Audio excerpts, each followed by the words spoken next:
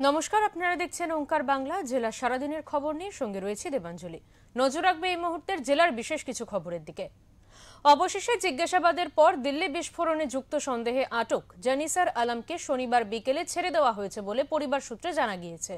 পরিবারের দাবি, 1 বছর আগে দিল্লি ব্লাস্ট কাণ্ডে জড়িত কোনো এক অভিযুক্তের সঙ্গে কথা হয়েছিল তার।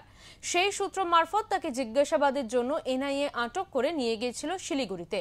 এনআইএ জিজ্ঞাসাবাদের পর তাকে ক্লিন চিট দিয়ে ছেড়ে দেয় বলে পরিবারের তরফে দাবি করা হয়।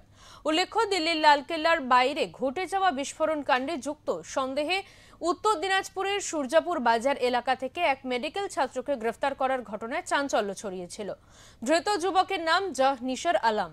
তিনি হরিয়ানার আলফা বিশ্ববিদ্যালয়ের এমবিবিএস এর ছাত্র। শুক্রবার ভোরে জাতীয় তদন্তকারী সংস্থা এনআইএর বিশেষ টিম সূর্যাপুর বাজার চত্বর থেকে তাকে আটক করে। তাকেই জিজ্ঞাসাবাদের পর শনিবার বিকেলে তাকে ছেড়ে দেওয়া হয়।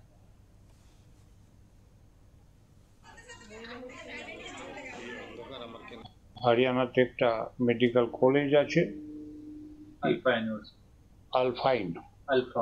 আলফা ইউনিভার্সিটি থেকে 24 এমবিএস কোর্স জিসান কমপ্লিট করলো।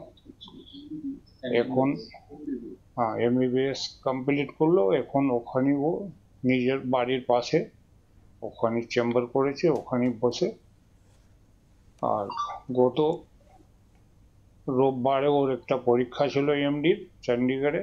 ওই পরীক্ষা দিয়ে ও বুধবারে আসে, এখানে পৌঁছে। ওর মা, ওর বোন, ও তিনজনে আসে বুধবার। এই সামনে বুধবার 12 তারিখ। 12 তারিখ এখানে আসে।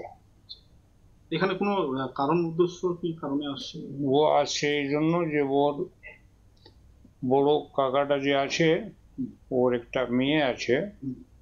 ওই মেয়েটার এঙ্গেজমেন্ট 16 তারিখে আছে, আর 6 তারিখে বিয়ে আছে, যার জন্য ওরা সবাই আসছে।